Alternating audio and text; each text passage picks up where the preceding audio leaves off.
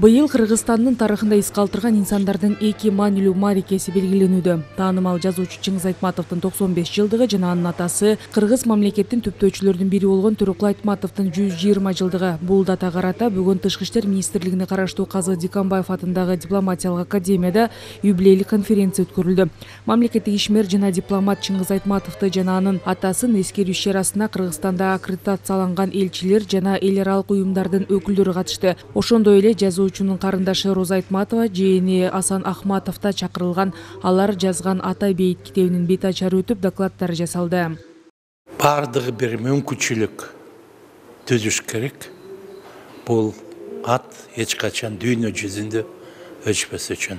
Биз үчүн сабак болуш керек да.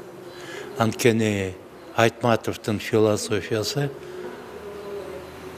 кыргыз элдин негизинде тамырын изилдеп жатып, бардыгы дүйнө жүзүндөгү болуп аткан процесстерди, ойлорду айтып берген. Кыргыз эл аркылуу Чыңгыз Айтматов дүйнө жүзүнө кыргыз элди таанытты.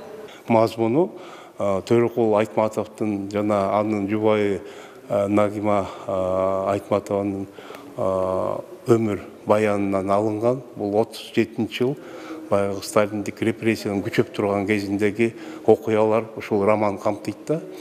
Анын дагы ушу ичиндеги окуялар ушу Чыңгыз Төрөкулович жана анын иниси карындаштарынын ошол согуш кезиндеги репрессия убагындагы турмушунан алынган үзүндүлөр бар да.